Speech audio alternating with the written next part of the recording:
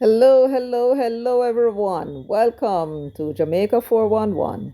Thank you so much for stopping by, keeping me company as usual.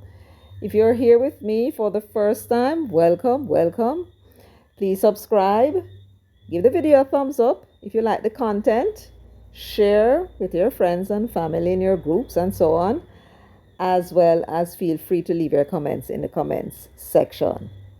To my subscribers and my regular viewers, welcome back. Always lovely to have you. Yes, yes, always appreciate having all of you guys. Now, you know the ropes, right? You're going to give the video a thumbs up from now on, and then you're going to share with your families and friends and so on, persons who like the program. And of course, you're going to return. And of course, I thank you in advance for that and all you've been doing for our channel. Great. Of course, I don't have to tell you to leave your comments because you always do. And of course, I will have a little treat for you. It is a PNP's conference, as you can see. But he's wondering why they have that conference. Well, we're going to leave them to explain and tell us what the Decans is this particular conference is about. All right, so now that you're back with me, let me get on with business. So let's now listen to what that Englishman who prims up into a parliament illegally has to say, and then I'll return with some comments of my own. So let's listen. Good morning, ladies and gentlemen, members of the media, those who are listening or watching online. The critical task of making the bureaucracy more efficient and less costly to users of government services is one which needs continuous attention. The devil is in the details. The public sector operates a rule-based system, so changes in processes to bring improved efficiency generally involve changes to laws, rules, and regulations which govern those processes. Many of those processes have not changed with the times and are outdated and no longer fit for purpose. Fixing them takes hard, focused effort and great attention to detail. The last PNP government, in just 4 years of office, paid significant attention to this. We designed the super form to enable businesses to be registered and companies to be incorporated in a single application that resulted in the business or company not only having registration and incorporation, but also all the other required business registrations, TRN, NIS, GCT, etc., and a 6-month startup tax compliance certificate to get their businesses up and running, all in a single process through the Companies Office of Jamaica.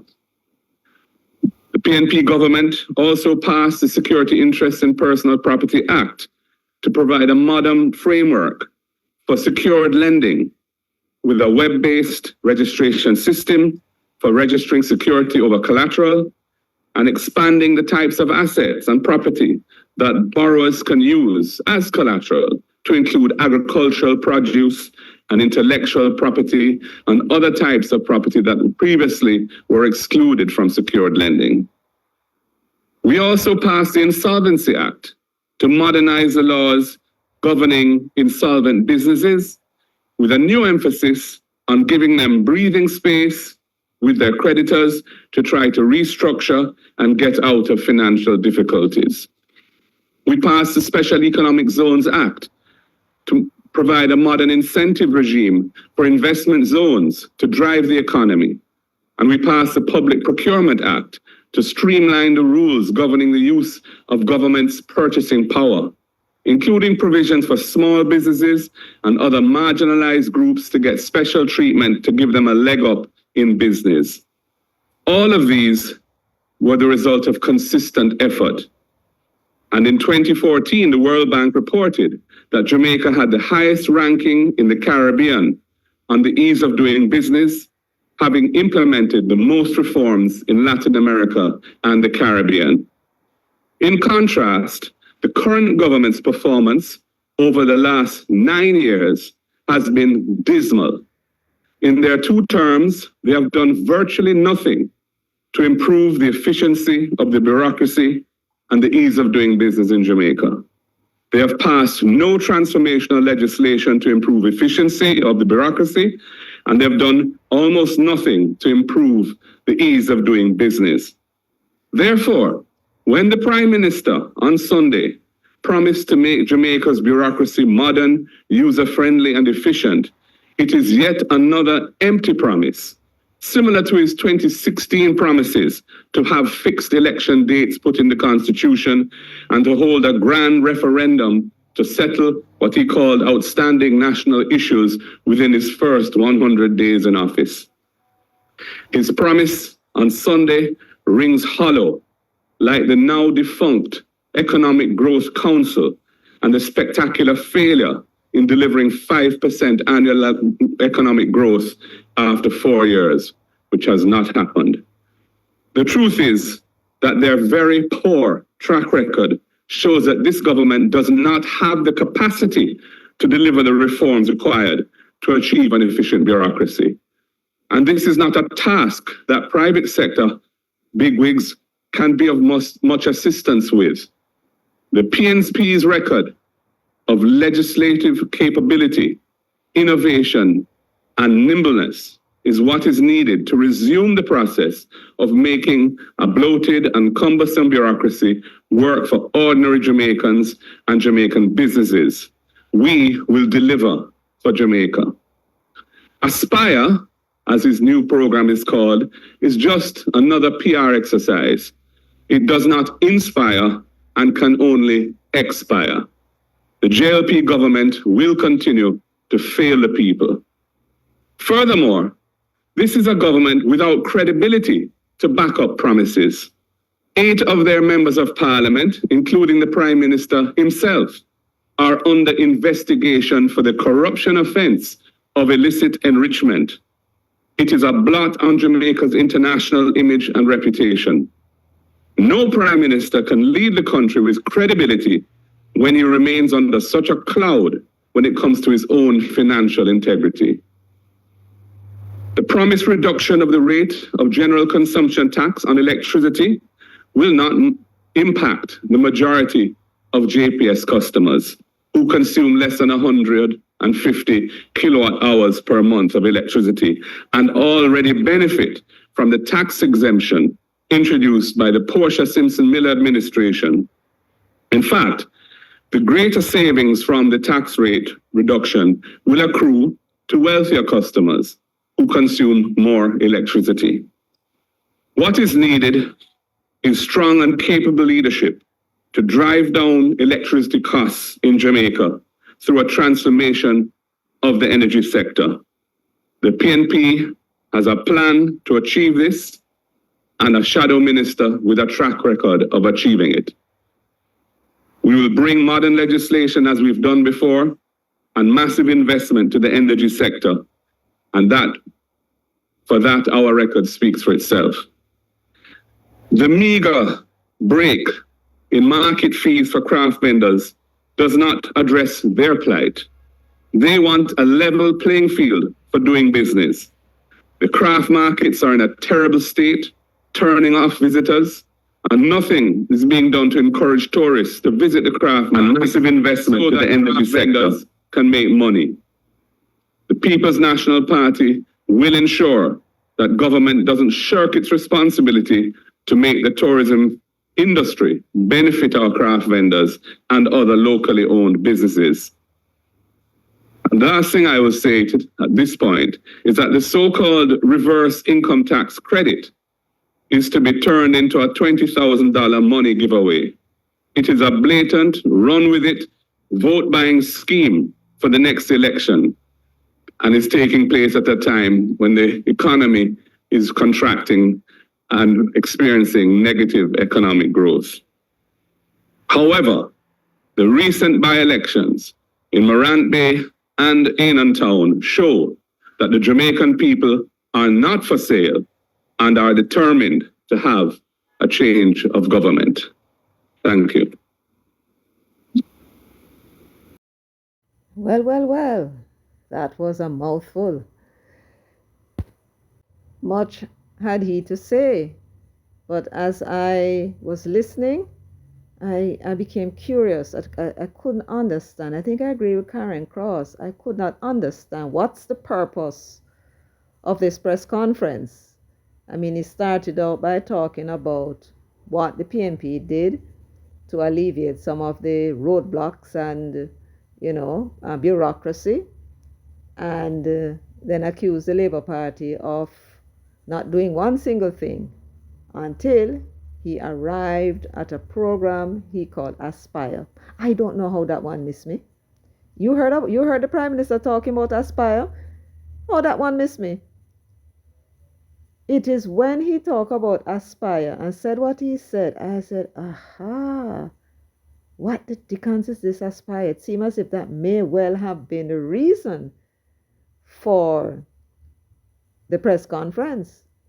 But, you know, this is a mystery. And when it comes to mystery, we here at 411, Jamaica 411, loves a mystery. So we are going to read up on what this Aspire program is and to see why it is that the Englishman, that Englishman that prims up into the parliament illegally, came out with a press conference to attack it. It's very interesting, isn't it? Yes, indeed. Well, let's put on our thinking cap and investigate. Now, the theme of the press conference the PNP held yesterday, which was what now, the 26th of November, was fact versus fiction. So the presumption is that they were coming with facts and that the Labour Party had produced and spouted and presented fiction. All right, let us examine that as well as we go along. But for now, I am going to start my investigation, or should I say our investigation, because the two of us in this thing together. Yes, man. Now left you out or nothing at all.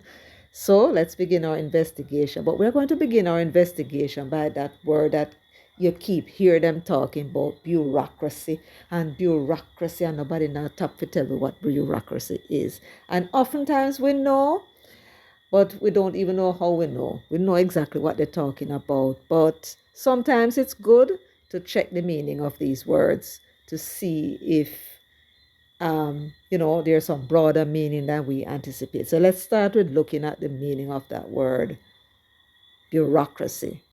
So here we have one of the definitions. I googled it as usual for bureaucracy. It says it's a noun, a system of government in which most of the important decisions are taken by state officials rather than by elected representatives. And the second meaning that people often use is it's an excessively complicated administrative procedure. The unnecessary bureaucracy in local government is an example that they use. Another term that is used to describe bureaucracy is red tape and rules and regulations. So, what is this saying here now? So, it's a system of government in which most of the important decisions are taken by state officials rather than elected representatives. So, this would be your civil servants, your permanent secretaries, and so on, for example. So, now we come to examples of bureaucracy. It says here all of the approximately 2,000 federal government agencies, divisions, departments, and commissions are examples of bureaucracies. The most visible of those bureaucracies include the Social Security Administration. So that would be like our NIS, the Internal Revenue Service, that would be Tax Administration Jamaica, and the Veterans Benefits Administration, whatever, like the PATH program, right? That would be like our PATH program. So all of these things are referred to as part of the government bureaucracy.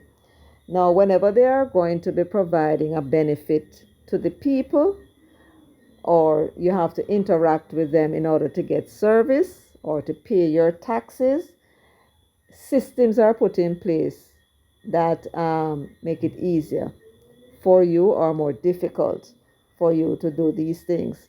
Mark Golding, that Englishman, was explaining that when the PNP was in office, the party had made a decision to make registering of a business or a corporation easier rather than them having to apply to the company's office after they go to the NIS and get a NIS number for the business.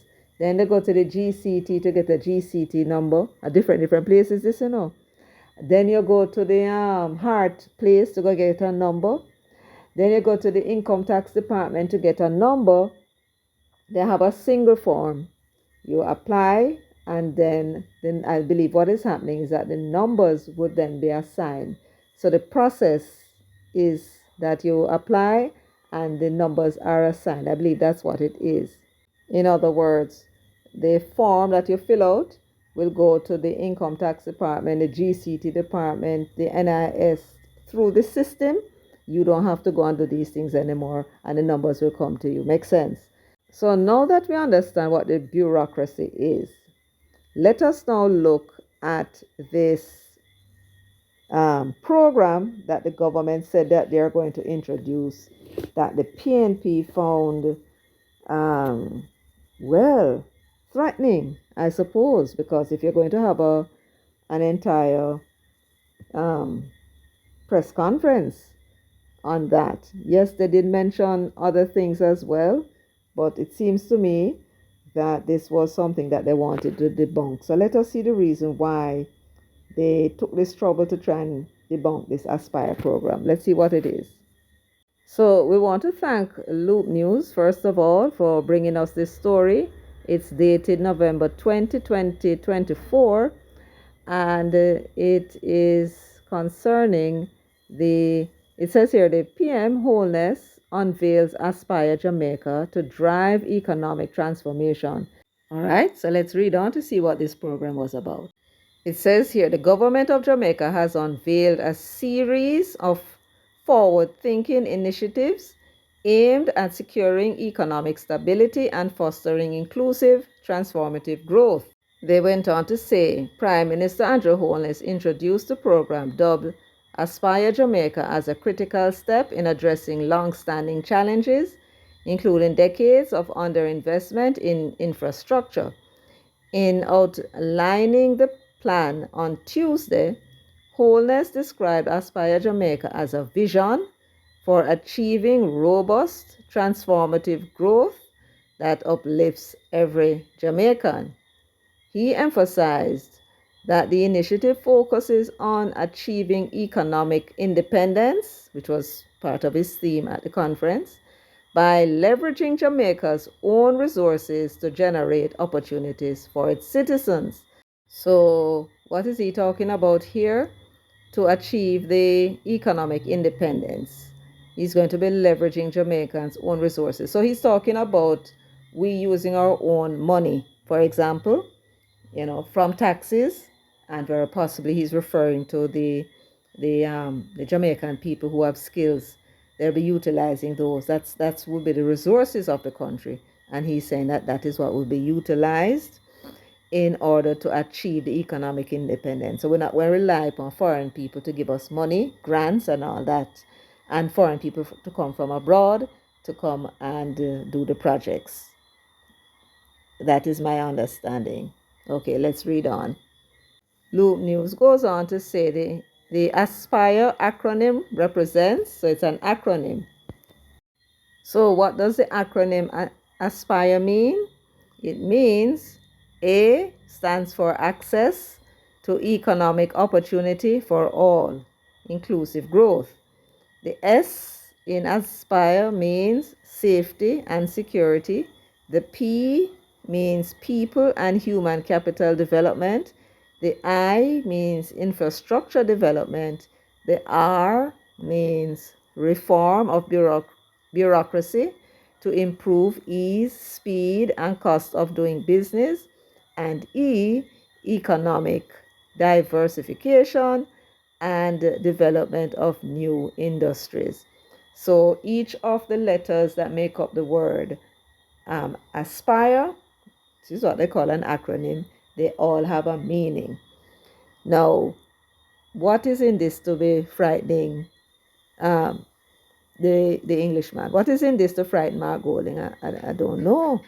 I don't know. So let us see if we can put on our thinking cap and see if we can read between the lines and see if we can see what it is that they are seeing. What you say to that? Make sense? Yes, man. All right, let's try that. But before we try that, let's continue and see if there's anything else that Loop News want to tell us about this program. Loop News went on to say Hollis highlighted the country's remarkable progress over the past decade, transitioning from near economic collapse in 2013 to becoming a global example of prudent macroeconomic management. And they're quoting him now. In 2013, Jamaica faced unsustainable debt levels, massive unemployment, and the specter of bankruptcy. Now, you will notice in what he said before, he was merely outlining the situation that Jamaica faced in 2013. He was not making an accusation. You understand? He was just saying that this is a position that the country was in. So he's thinking of himself now as government. You understand? Not the Labour Party government and not the PNP government, just government. So let's see what he says now, because it seems to me that this is an extraordinary thing for him to say. He said, however, through national resolve and consensus, we, did you hear that? Let me read that for you again. However, through national resolve and consensus, we charted a path of fiscal prudence, debt reduction, and macroeconomic stability, he said. Who is that we is talking about? Government. Because this macroeconomic stability started from that time, 2013, when we finally got the IMF agreement and we started to follow the program that we created. It wasn't them that created it. And now we reach a point where he took the baton, I guess he would say, and Portia, right? Portia loved to hand over baton, And he's saying that we could not have been where we are today. I want you to listen to now, because I think that this is a big clue. Big clue. So listen now. We could not have been where we are today, he's saying, given the position that we were in 2013, which is the worst he probably would argue we were in, because we were now near bankruptcy. We were never in a bankrupt position before, as far as I know, not even in the 1990s, right?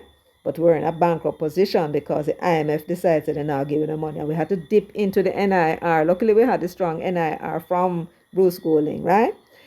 And we're paying down the debt. And then they had this they had this consensus between the persons who held the government debt, treasury bill and bonds, for them to take lower than the interest rate that was negotiated with them. And they all agree because they understood that if they didn't do that, they make a lot of money over the period. So, if they take a little slash in the interest rate, just to make the country survive, and they were able to do that. And so the government got a breathing room.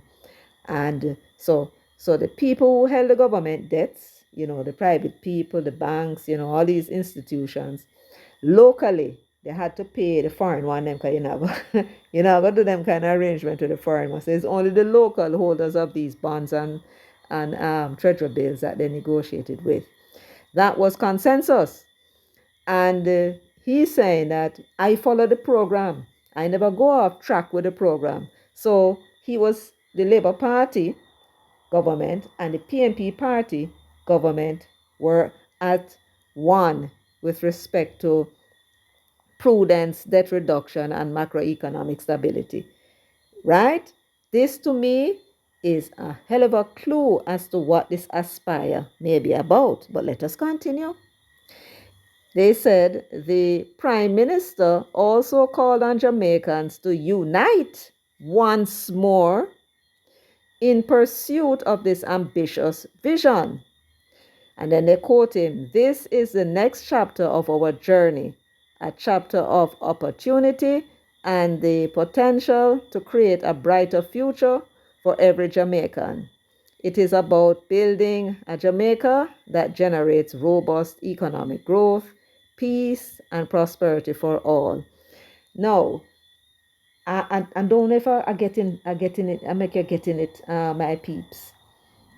But the long and short of what Wholeness is saying is, as I said before, we are here because we all agreed, there was national consensus that this is the path that we are going to take. I am coming with a program now called Aspire Jamaica. And I'm going to ask you, please work with me on this one. Unite with me on this one so that we can make this one work just as we made the macroeconomic stability work through consensus. I wonder if you get me. And here is the People's National Party coming out to reject it. So them say me now work with you, boss, because as far as me concerned, this is just gimmicks. Them trying to sabotage. Remember, I said the government was elected by the people, you know. And the Constitution gives to the government of Jamaica, the cabinet, the sole authority to make policy for Jamaica. The cabinet. Cabinet made a decision that them come up with this thing they call Aspire Jamaica, that the government says is important for our future, reforming and bureaucracy, among other things. And what they're asking for is that all of us should come on board. They're asking for consensus on this particular program. And they're basically saying it's the only way we can get this program to work if we get the kind of consensus, national consensus, that we had before when we were near bankruptcy from 2013 until now. And that is what made the program, economic program, work. And now, in order for the economic program to move further on, we need that same national consensus. And what did Mark Golding do? Is to lead the PNP into a press conference to say that we're not working with you. You want to come with a plan and want we to come on board and work with you for it to succeed? We're not doing it. That's basically what he said. This Englishman that has no business in our parliament for the second time, because he did it when we wanted constitutional reform the other day to get rid of the monarchy. Is him same one do it? And now the government is asking for national consensus around a program that they're coming with, that they're saying that would make Jamaica do very well in the future, right? And he's saying we are not working with you. Basically, call election. Why you call election? That's all he's interested in. He's not going to work with the government to make any program work. He's saying to Jamaica, we have our own plans. We have the capacity. And when we are elected, we will introduce our own plans. Can you imagine? This man is an unpatriotic so and so. And all on a PNP MP on the cause it. On the cause it. Uno no say this man no mean we no good. The man don't even say, all right, since you say, you know, say, you think say it going to fail, you think it's a gimmick. Work with the man. Because it won't show itself to be a gimmick over time. No. You're not interested in working with nothing to make Jamaica look good. This man is an evil man. You need to get him out of a blasted parliament. This man is wicked and evil. Him don't mean we're not good. How much evidence you want? This man is not a Jamaican. Him not care nothing about the people. Him not care nothing about we. Him an Englishman. And every step of the way, where is even this thought of Jamaica going forward, he makes sure to put himself in the middle of it. Why the hell did he call his press conference? To tell about light and water? No, this was it. Because that Aspire program is supposed to be something big. It's supposed to be something big. And it's that him take himself out and take the PNP out of. And Uno sit down and Paul will stand up behind him. Paul will not recognize what going on. Had it been you, Philip Paulwell, Comrade Paulwell, what would you have done? You would have got to do that? No, I don't think so. That video that I did yesterday, I told you that these people are saboteurs. Saboteurs that will do anything to get into Jamaica House to go collect back the money what them spend. $1.6 billion is what we are hearing in the resistance that they have spent so far. And the PNP cannot generate that kind of money for them. So where do they expect to get back that money plus a little return on top of it? Where do they expect to get back the money? Where? Except from government itself. They held a press conference to come and tell Jamaica that the Aspire program is gimmicks, PR stunt, and we are not going to cooperate with the government. This after the Prime Minister on the 20th of November asked all of us to cooperate with him. He is the one that is being charged by the Constitution of Jamaica, the supreme law of Jamaica, as Prime Minister with his cabinet to establish policy for this country, not the opposition. The opposition's role is to make sure that they are abiding by the rules and the constitution of the country. Your job is not to block the policy of the government unless it is against the constitution. And you have not said that what they're doing is against the constitution. So why is it that you take up yourself now? All you had to do was to ignore them and don't pay them no mind, But you made sure you came out and make people of Jamaica know, say you're not in it with them. Why? Because you want to sabotage the program. Now the question is, what it is that you are seeing in this program that you find it necessary to attempt to sabotage it? Make it dead on arrival. Well, let's take a peek at it and see if we can discover what that might be. So, in the absence of further information, it means we're going to have to look at the various clues that we were given, including the acronym itself, right? Only spoke extensively about the bureaucracy that needs to be cut down because we can't get our projects going. So under R, it says here reform of bureaucracy to improve ease, speed, and cost of doing business. Now, here's what I'm thinking. You see, because the Prime Minister brought that up and made such a deal out of it at the conference, I am thinking that the key to this Aspire is this reform.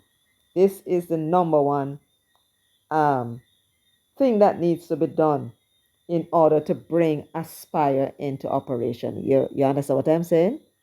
Good. So the reform of the bureaucracy to make it easier, to make it work faster, and make the cost of doing business cheaper is the linchpin. It is the center of this program called Aspire. And we get that clue from the fact that the Prime Minister spent so much time on it at conference. Yes, you agree with me, don't it? Yes, man. But if you don't agree, say it in the comment section and let me know what you think. All right, let's continue. So, at the center of our analysis must be the reform of the bureaucracy. That must be the center. So, whatever conclusion we are going to come to with regards to everything else, the reform of the bureaucracy must be its foundation. Good. So when we look at the acronym safety and security, it means that we are talking about the reform of the bureaucracy that governs the security of this country. When it comes to the infrastructure development, which is I, again, we are looking at the reform of the bureaucracy that is involved with the infrastructure development. So there's a bureaucracy. So whenever the government has any infrastructural development that will take place or any plans for infrastructure, it has to go through this bureaucracy, and that is what is going to be reformed. It seems to me that this is saying that's a logical conclusion we can come to. Then now, when it comes to the human and the people capital development, there is a bureaucracy surrounding that as well. You have the PATH program, you have the NIS, so they're going to presumably simplify that bureaucracy to make it easier for people to do business with government. This is my conclusion I'm coming to, because that's the only way I could see that it would be a difference to what is happening now, is if you change the bureaucracy and make it simpler. See, great. And for the economic diversification and development of new industries, that now would seem to me to involve incentives by government. What government tends to do if they want, for example, persons to get involved in programming, what they might do is offer scholarships, or what they might do is offer incentives for businesses to invest in that industry, and for persons to take up training in that industry as well. So these are the things now that the government can do using its tax system, among other things, to encourage new industry. That is what I would say there. And then there would have a bureaucracy around that, which the Prime Minister said would be simple and easier for us to use and faster. Great. So what are we looking at then? How can this thing work? All right.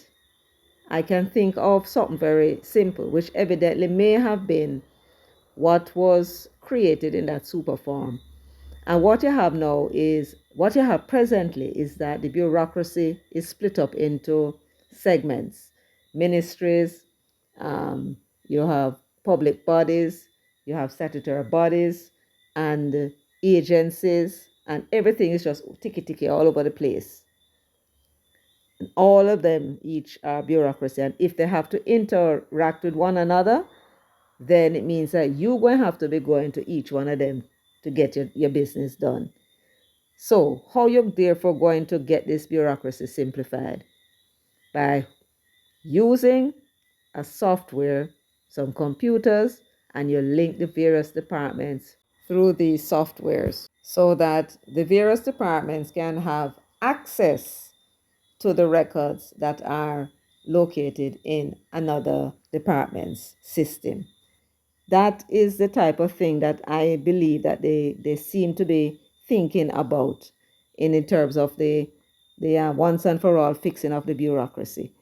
And this is what that Englishman, that traitor, that Judas, hmm, that never had any qualms about sabotaging his own party, so he could elevate himself to the party's leadership. And this is the man.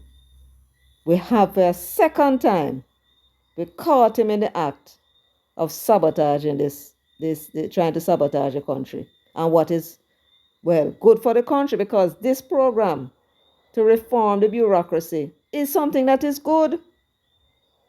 But you see, when these white people gave all of these other countries their independence, one of the things they did, they make sure that them set the thing in such a way that they will never succeed, and then will be dependent on them.